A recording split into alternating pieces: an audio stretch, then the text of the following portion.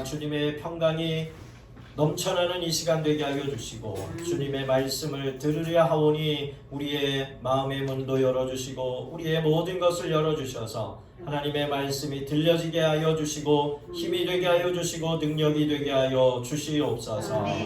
시종을 주님 앞에 의탁드리오며 살아계신 예수 그리스도의 이름으로 기도하옵나이다. 아멘. 할렐루야. 아멘. 1월의 셋째 주 거룩한 주일에 주의 전으로 나와 신령과 진정으로 또 감사와 찬양으로 예배하시는 성도 여러분 위에 주님의 크신 은총과 평강이 함께 하시기를 주님의 이름으로 간절히 축원합니다. 아멘. 우리 옆에 사람과 인사하시겠습니다. 한 주간 동안 평안하셨습니까? 이거 볼륨을 조금만 올려주세요. 네, 볼륨을 조금만 올려주세요. 사랑하는 성도 여러분, 우리는 흔히 지혜롭게 살아라 라는 그런 말을 들으면 어떤 사람을 머릿속으로 이렇게 자연스럽게 떠올리게 되느냐, 지혜롭게 살아라 라고 하면, 그런 말을 들으면 지혜롭게 사는 사람들이 어떤 사람일까를 떠올리게 된다라는 거예요. 그럼 어떤 사람을 떠올리느냐, 손해보지 않는 사람, 또 눈치 빠르고 계산이 빠른 사람, 또 상황에 따라 요리조리 잘 빠져나오는 사람을 우리는 지혜로운 사람이라고 생각할 수 있다는 것이죠. 그러나 성경이 말하는 지혜는 그런 처세술과는 분명히 다릅니다. 처세술은 말 그대로 나만 살아남는 기술, 그게 처세술이에요. 나만 살면 돼, 나만 아니면 돼, 뭐 나만 잘 되면 돼, 이거는 처세술에 해당한다라는 겁니다. 세상이 어떻게 되든 다른 사람이 어떤 피해를 입든 내가 유리하면 그만이다라는 거예요. 나만 잘 살면 된다라는 거예요. 반면 잠언이, 성경 잠언이 말하는 지혜는 나도 살고 남도 살리는 길을 말한다라는 거예요. 나의 유익을 넘어 이웃과 공동체, 더 나아가 사회까지 품는 삶의 태도, 그게 지혜다라고 성경은 말한다라는 겁니다. 오늘 우리가 함께 읽은 잠언 13장은 지혜로운 사람과 어리석은 사람의 모습을 선명하게 대비시키면서 지혜롭게 산다는 것이 무엇인가를 아주 구체적으로 보여주고 있다는 것입니다. 이 말씀을 따라 지혜의 길을 함께 걸어가고자 합니다. 첫째로, 지혜로운 사람은 어떤 사람이냐? 듣는 사람이다라는 거예요.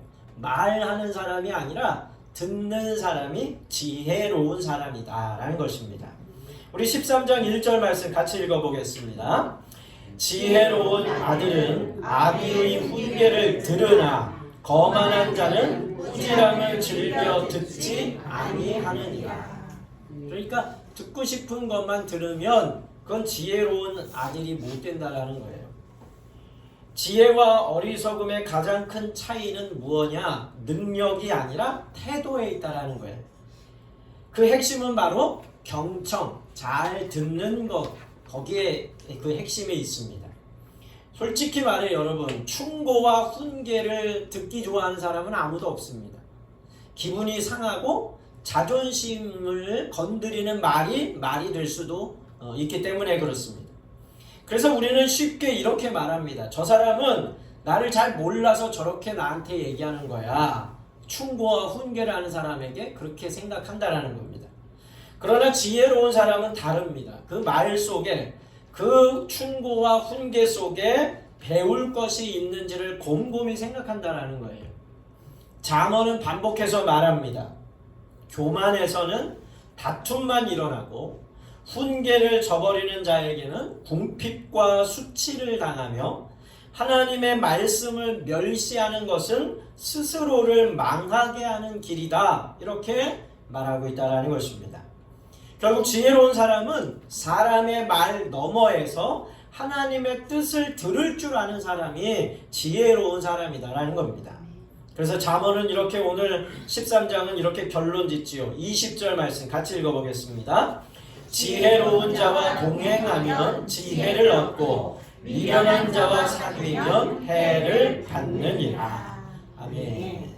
이거를 사자성어로 뭐라고 부르는지 아십니까? 지혜로운 자와 동행하면 지혜를 얻고 미련한 자와 사귀면 해를 받는다. 이걸 사자성어로 뭐라 그럴까요? 근묵자흑이다 이렇게 얘기를 합니다. 근적자적이다 뭐 이렇게 얘기하는 말도 똑같은 말인데 근묵자흑이다라는 게 먹을 가까이 하는 자는 거머쥐게 된다라는 것이죠. 누구를 가까이 하느냐에 따라서 그것이 어떤 색깔을 갖게 되는지가 결정된다라는 겁니다. 지혜로운 자와 동행하면 어떻게 돼요? 지혜를 얻고 미련한 자와 사귀면 해를 받는다. 사랑하는 성도 여러분, 누구의 말에 귀를 기울이며 살아가는지 또 누구와 동행하고 있는지가 우리 인생의 방향을 결정한다라는 거예요. 혹시 여러분 주변에 남의 얘기 잘하고 남을 험담하는 사람들이 여러분 주변에 있으면 여러분은 어떤 사람이 돼요? 남을 험담하는 사람이 된다라는 거예요. 그런데 여러분 주변에 남을 칭찬하고 남을 격려하고 이런 사람들이 있으면 나도 칭찬하는 사람이 되고 격려하는 사람이 된다라는 거예요. 누구를 가까이 하느냐, 여러분 사람을 사귀는 데에 있어서도 기준을 가지고 있어야 되겠죠. 그 기준 중에 하나는 다른 사람에 대해서 어떻게 얘기하는가를 살펴봐야 된다라는 거예요. 다른 사람에 대해서 그 사람의 장점을 찾아내는 게 아니라 그 사람의 단점만 얘기하는 사람은 거리를 두어야 됩니다. 그러므로 세상의 소리가 아니라 여러분 하나님의 말씀에 귀를 기울이고 지혜로운 성도들과 함께 믿음의 길을 걸어가며 주님께서 기뻐하시는 삶을 살아가는 그런 성도 되시기를 주님의 이름으로 간절히 축원합니다. 두 번째는 듣는 것, 두 번째는 지혜로운 사람은 물질을 대하는 태도도 다르다라는 거예요. 잠언 13장에서 또 하나 반복되는 주제는 뭐냐? 물질입니다. 물질. 7절 말씀 같이 읽어보겠습니다. 스스로 부한 채 하여도 아무것도 없는 자가 있고 스스로 가난한 채 하여도 재물이 많은 자가 있느니라. 지혜로운 사람은 자신의 형편을 과장하지 않는다라는 거예요. 가난하다고 부끄러워하지 않고 부유하다고 자랑하지도 않습니다. 다른 말로 가난하다고 업신여기지 않고 부유하다고 더 대우해주는 이런 모습도 아니다라는 것이죠. 왜냐하면 자신의 삶이 하나님의 손안에 있음을 알기 때문에 가난하다고 부끄러워하지 않고 부유하다고 자랑하지 않는다라는 것입니다. 그래서 지혜로운 사람은 불로소득을 반기지 않습니다. 11절 말씀도 우리 함께 읽어보겠습니다. 망령되이 얻은 재물은 줄어가고 손으로 모은 것은 늘어가느니라. 망령되이 얻은 것이 뭐겠어요? 그게 바로 불로소득이다. 노동하지 않고 얻은 것, 그게 불로소득 아닙니까? 그 불로소득에 대해서는 우리가 망령된 그런 재물이다 이렇게 생각을 해야 된다는 거예요. 손으로 하는 것은 내가 일을 해서 벌어들인 그것만큼 소중한 게 또 어디 있습니까?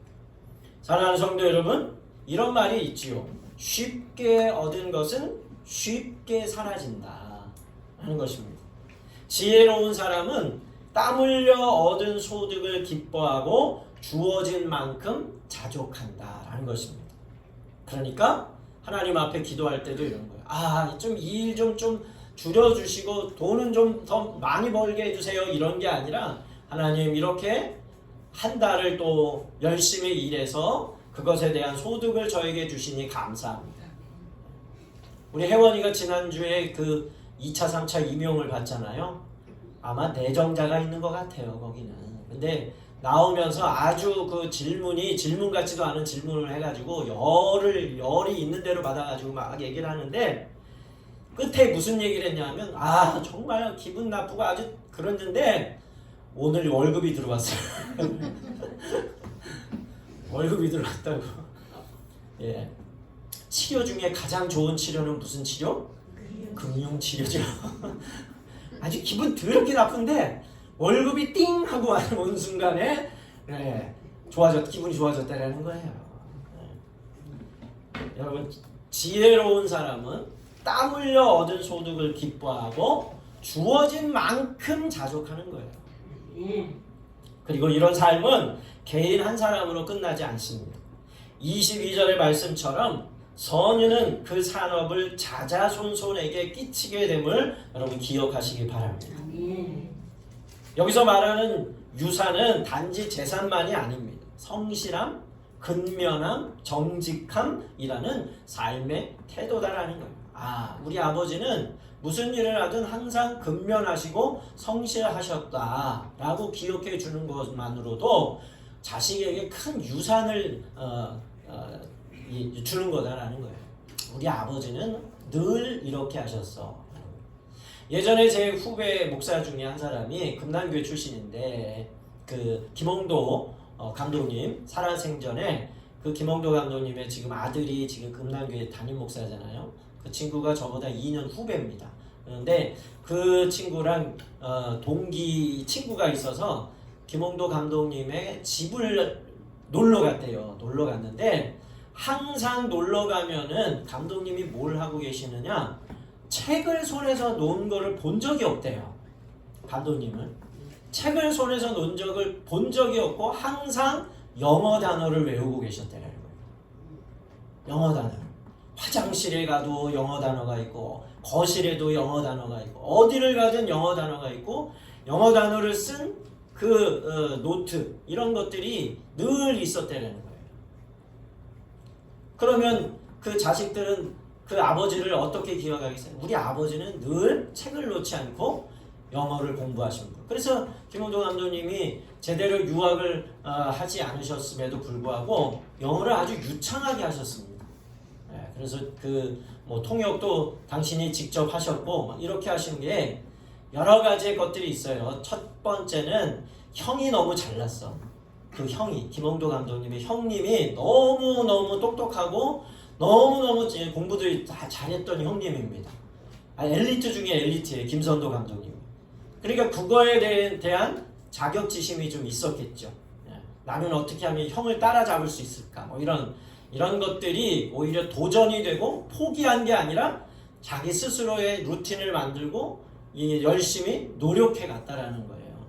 그래서 늘 그 감독님은 항상 그렇게 노력하시는 모습을 보였고 우리들한테도 늘 영어 단어 외워라, 영어 단어 외워라. 고등학교 때 고등부 수련회 하면 이렇게 강사로 오시면 항상 잊지 않고 했던 레파토리 중에 하나가 영어 단어 외워라 이런 얘기였는데 그때는 그게 들리지가 않았는데 좀 외울 걸 뭐 이렇게 지금도 안 늦었습니다. 그래서 지금도 여러분 우리가 어떤 것에 있어서 열심히 하면 제가 지금 50이 좀 넘었잖아요. 그러면 앞으로 한 30년 더 산다, 40년 더 산다 그러면 지금 영어 잘해놓으면 20년 이상은 그 울고 먹을 수가 있다는 거예요. 아직도 지금 나이에도 우리 백은선 사모님 우리 이제 공부 이제 막 시작할 텐데 지금 하면 20년, 30년을 울고 먹을 수 있다는 거예요. 그러니까 늦은 나이는 없다는 거예요. 어떤 분이 그랬대잖아요. 나는 공부를 심리학을 좀 공부하고 싶다. 그래서 상담가가 되고 싶은데 나이가 40이 넘었다는 거예요. 그랬더니 그 심리학 박사님이 상담을 하더니 당신이 그렇게 해서 50에 박사학위를 받으면 20년 이상은 그거 당신이 원하는 거를 하면서 살지 않겠느냐고. 그게 뭐가 늦은 거냐고. 그렇게 격려를 하고 그렇게 했다라는 거예요. 사람이 보기에 따라서 다르다라는 거예요. 어떻게 생각하느냐. 삶은 무엇을 지금 하고 있느냐가 중요한 게 아니라 내가 어떤 태도로 살아가고 있느냐가 인생을 결정한다라는 거 우리가 그것을 잊지 말아야 할 것입니다. 그게 지혜가 아니겠습니까? 세 번째, 지혜는 개인을 넘어 사회를 향한다라는 거예요. 나를 넘어 공동체를 향한다라는 것입니다. 잠언은 대체로 개인의 삶과 태도, 한 사람이 어떻게 말하고 어떻게 일하고 어떻게 살아야 하는지가 주로 나옵니다. 그런데 13장 23절 말씀은 개인의 태도를 넘어서 우리가 살아가는 사회의 구조를 바라보게 해주고 있는 그런 말씀입니다. 그래서 유난히 눈에 띄는 말씀이기도 한데요. 우리 함께 읽어보도록 하겠습니다. 가난한 자는 밭을 경작함으로 양식이 많아지거니와 불의로 말미암아 가산을 탕진하는 자가 있느니라. 이 말씀은 일반적인 말씀을 지금 하고 있는데 뭐냐? 경제 정의를 분명히 말하고 있는 그런 말씀입니다. 정의로운 사회에서는 각 사람이 노력한 만큼 보상을 받는 그런 사회가 정의로운 사회예요. 각 사람이 노력한 만큼 보상을 받는 것.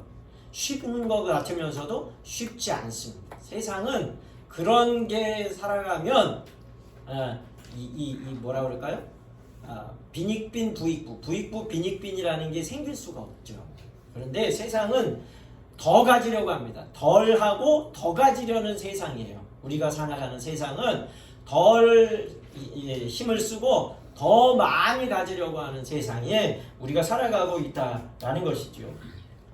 어쨌든 정의로운 사회는 그렇다라는 거예요. 노력한 만큼 보상을 받는 사회. 그러나 그 정의가 무너지면 가난한 사람은 더 가난해지고 부자는 더 쉽게 부를 늘리게 된다는 것입니다.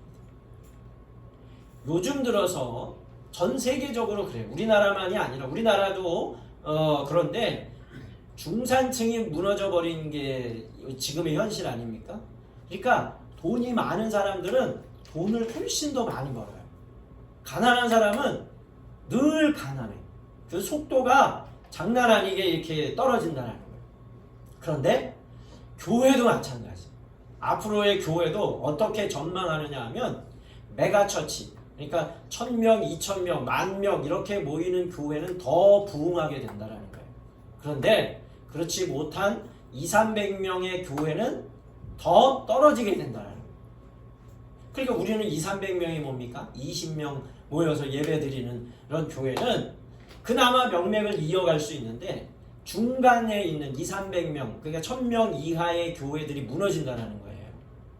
그 교회의 교인들이 어디로 가느냐? 메가처치로 간다는 거예요. 1000명 이상 아니면 10,000명 이상 이런 교회들은 더 많이 모이게 되고 1000명 이하의 100명 이상 1000명 이하의 이 교회들은 무너지기 시작을 한다는 거예요. 아주 급속도로 무너지기 시작을 한다는 겁니다. 가난한 사람은 더 가난해지고 부자는 더 쉽게 부를 늘리게 되는 구조가 지금 우리가 사는 세상이다라는 것입니다. 잠언의 지혜는 각자 알아서 잘 살아라 라는 말이 아닙니다. 정의롭고 평화로운 세상을 향한 하나님의 마음을 우리 삶의 자리에서 함께 품으라 라는 부르심이다라는 거예요. 함께 가자라는 거예요. 이 흐름 속에서 우리는 24절을 다시 읽어야 하는데요. 24절 말씀 같이 읽어보겠습니다. 매를 아끼는 자는 그의 자식을 미워함이나 자식을 사랑하는 자는 근실히 징계하느니라. 이 말씀의 앞부분 매를 아끼는 자, 회초리죠. 회초리를 아끼는 자는 그의 자식을 미워한다 라는 이 구절은 오랫동안 잘못 남용됐습니다. 폭력을 정당화하는 말로 오해되어 왔다는 거예요. 자식에게 매를 드는 건 당연한 일이다 이렇게 오해했다라는 거예요. 이 말씀은 매를 들라는 것에 정당성을 주는 그런 말씀이 아닙니다.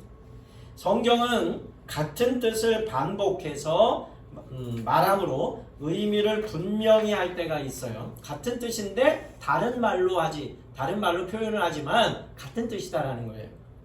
이 구절도 앞의 문장이 뒤의 문장을 다른 표현으로 풀어 설명하는 구조라고 할 수가 있는데, 그래서 이 말씀의 핵심은 앞에 매에 있는 게 아니라 뒤에 훈계, 징계라고 되어 있는데 훈계입니다. 이 훈계에 있다라는 것이에요.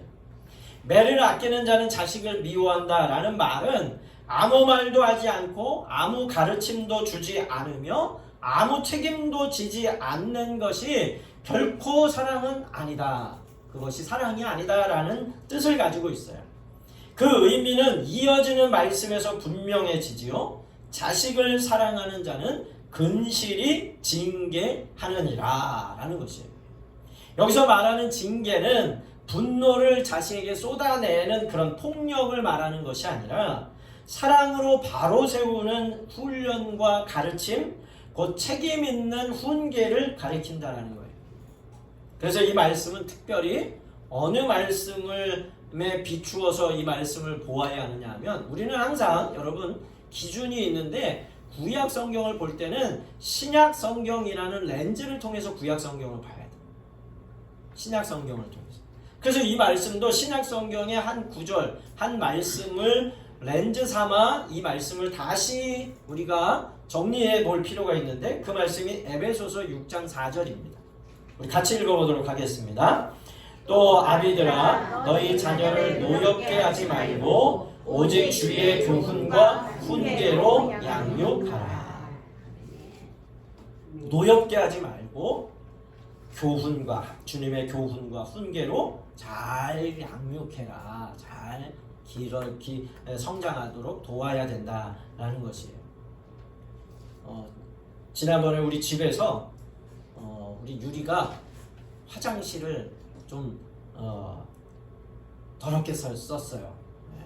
뒤처리를 잘 안 하고 누나가 들어가더니 난리가 난 거예요. 이게 뭐냐고 도대체가 막 그러면서, 그랬더니 뭐라고 그랬지, 혜원이가? 하여튼 뭐라고 그랬어요, 유리한테. 뭐라고 막 그랬더니 유리가, 그래, 그건 내가 잘못한 거 인정해. 근데 선을 넘는 말은 하지 않았으면 좋겠어. 내가 들어도 좀 심한 말이더라고요. 우리 딸이 왜 저런 표현을 했을까? 와서 보라고. 와서 보라는 얘기가 아니라 그 다음에 한 말이 있어요. 그 말이 직접 수준이 떨어지니? 이런 얘기 또 하면 어떻게 해? 그냥 넘어갔어야 되는데. 그 깜짝 놀랐거든요. 저도 왜 저런 얘기까지 했나? 그랬더니 유리가 내가 그렇게 한 거는, 내가 지저분하게 쓴 거는 내가 그래, 내가 잘못했어. 하지만 누나도 선을 넘는 얘기는 하지 말아라. 자녀를 노엽게 하지 말아라. 동생을 노엽게 하지 말아라. 저도 막둥이잖아요. 막내잖아요. 그러니까 예전에 어렸을 때 이렇게 우리 대지촌에 살았을 때 방이 2개였으니까 이쪽 방에 있는데 형이 불러요. 야, 승철아, 이렇게 불러요. 그러면 뭔 일인가 하고 또 가. 형이 부르니까 안 가면 혼나니까 빨리 가면 뭐라 그러냐, 불 꺼. 그래, 좀 해본 경험이 있는 분들도 많죠. 네. 저도 해봤습니다. 왜냐하면 이런 기분이구나. 그래서 자식에게 뭐 이렇게 누굴 막 불러가지고 야야야, 얘 누구야, 뭐 이렇게 왜 부르냐고 막 불 꺼라, 불 끄고 가라, 뭐 이렇게 하는데, 자녀를 노엽게 하지 말고 주의 교훈과 훈계로 잘 양육해야 된다라는 건 우리가 잊지 말아야 될 것입니다. 사도 바울은 분명히 말하죠. 자녀를 노엽게 하지 말아라. 분노하게 만들지 말아라. 상처 주지 말아라. 하나님이 기뻐하시는 양육은 때리는 손이 아니라 붙들어주는 손이고, 억누르는 힘이 아니라 바른 길로 이끄는 사랑이다라는 것입니다. 믿으십니까? 그러므로 잠언 13장 24절은 폭력을 허락하라는 말씀이 절대로 아닙니다. 또한 사랑은 자식이 무슨 짓을 하든 상관하지 않는 방임도 또한 아닙니다. 이 말씀은 사랑이란 끝까지 돌보고 가르치는 책임임을 분명히 말해주고 있다는 것입니다. 사랑하는 성도 여러분, 지혜는 힘으로 억누르는 것이 아니라 사랑으로 세워가는 길임을 믿으시기 바랍니다. 이 지혜를 마음에 새기고 삶으로 살아내는 저와 여러분 되시기를 주님의 이름으로 간절히 축원합니다. 사랑하는 성도 여러분, 지혜의 길은 결코 쉽지 않습니다. 정직하게 살면 손해보는 것 같고, 정의롭게 살면 혼자만 바보가 된 것 같은 느낌이 들 때도 있습니다. 나만 왜 이렇게 살아야 돼? 누가 알아주는 것도 아닌데. 여러분, 누가 알아주기 위해서 살아가는 겁니까? 우리가 인생은? 잠언은 분명히 우리들에게 말하지요. 25절 말씀입니다. 같이 읽겠습니다. 의인은 포식하여도 악인의 배는 줄이 느니라. 정말 그런가요? 의인은 포식을 하고 악인은 줄이던가요? 제가 아는 세상은 의인은 더 배고프고 악인은 더 포식하는 이런 세상인 것 같아 보입니다. 여러분, 이 말씀은 지금 당장 배가 부르냐 배가 고프냐를 두고 한 말씀이 아닙니다. 이 말씀의 본뜻은 이렇습니다. 하나님을 믿고 바르게 사는 사람의 삶은 결국 하나님께서 책임지신다라는 것입니다. 반대로 지금은 잘 되는 것처럼 보이는 악인의 삶은 끝까지 채워지지 않는 공허함과 결핍으로 남게 된다라는 뜻입니다. 그러므로 이 말씀은 쉽게 고개를 끄덕일 수 있는 그런 말씀이 아니라 하나님께서 결국 모든 것을 바로잡으신다는 확신 안에서 믿음으로 붙들어야 할 말씀이다라는 것입니다. 지난주에 참 여러 가지 일들이 많았습니다. 청소년 원데이 캠프도 있었고요. 또 연회에서 연합 기도회도 있었고, 또 혜원이는 또 임용 시험도 치렀고요. 또 저는 저대로 여러 가지 또 감리사로서의 일들을 또 감당했고, 그러는 와중에 한 가지 제안이 왔었어요.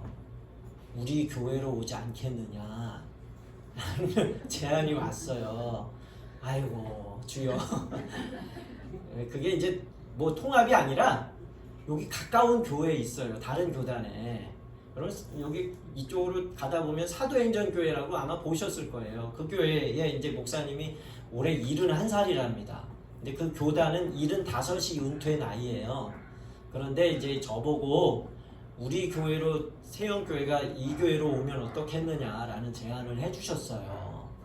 너무너무 좋았어요. 사실은. 야 1층이고 마당도 있고 주차 뭐 걱정 없고 봄에는 여기서 고기도 구워 먹을 수 있겠다. 뭐 그래서 그러면 제가 주일날 회의를 거쳐서 말씀을 드리겠습니다 했는데 어제 전화가 왔어요. 그 교회 교인들이 반대한대요. 그래서 없던 일로 하자고 이제 미안하다고 이렇게 전화가 와서 주님 왜 이러십니까? 그런 마음이 막 들었어요. 어쩔 수 없어요. 뭐 근데 금요일날 기도회를 갔다 왔잖아요. 우리 중앙연회 감독님이 이제 말씀을 전하셨는데 하나님 앞에서는 솔직하게 기도하라는 거예요. 화나면 화나는 대로 기도하라고. 아니 왜 이렇게 안 해주십니까? 네? 뭐 이렇게 하라는 거예요. 하나님께는 성질 부리면서 기도해도 된다. 막 이렇게 얘기를 하시더라고요. 사람한테는 성질 부리지 말고 이렇게 했는데 그 다음날 그 얘기가 우리 얘기가 될 줄 누가 알았겠어요. 성질 부리면서 내가 하나님 앞에서 하나님 도대체 왜 이러십니까? 도대체 왜 이러시는 거예요 우리 교회? 아니 어디로 보내시려고 이러십니까? 근데 분명한 것은 하나님은 우리를 향한 뜻이 계시고 그 뜻은 선하다라는 것. 저는 그렇게 믿습니다. 기대하십시오. 자꾸만 여기저기서 우리를 흔들고 이렇게 두드리고 이렇게 하는 걸 보니까 뭔 일이 나긴 날 것 같아요. 우리 세영교회가. 아멘을 하셔야죠. 뭔 일이 날 것 같습니다. 그래서 기대하시고 도대체 하나님이 우리 교회를 어떻게 인도하시려고 이렇게 자꾸 이렇게 하시고 올라갔다 내려가게 하고 또 올라갔다 내려가게 하고 또 기대를 품게 했다가 또 다시 또 제자리로 오게 하시고 왜 그렇게 하시나? 자꾸 왜 이런 일들이 일어나나? 그냥 일어나는 일은 아니라고 생각이 됩니다. 준비하라는 사인일 수도 있고 우리가 더 마음을 더 강하고 담대하게 가지고 준비하고 있어야 된다는 거예요. 요즘에 유리가 많이 듣는 찬양 중에 하나가 내게 기름 부어 주소서라는 찬양이 있어요. ECM인데 원래는 그 주일학교 아이들 찬양이 어른들에게 이렇게 와서 이렇게 어른들 그 찬양 집회 때 부르는 건데 기름을 준비하지 않으면 밤에 주님이 오실 때 기쁨으로 맞이할 수 없다라는 그런 내용을 찬양으로 만든 거예요. 그렇죠.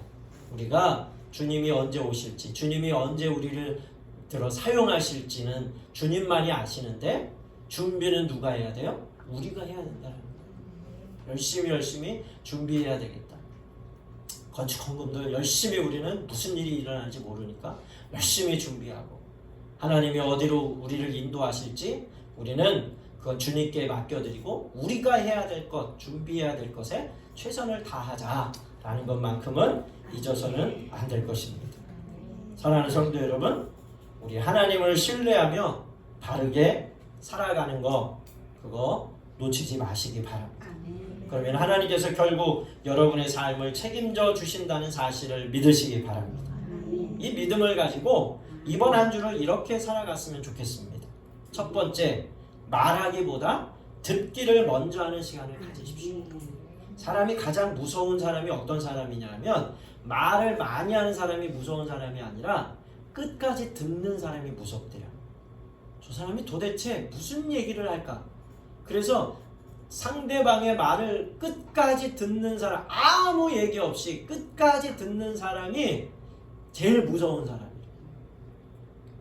말하는 것보다 듣기를 먼저 하는 시간을 한번 가져보십시오.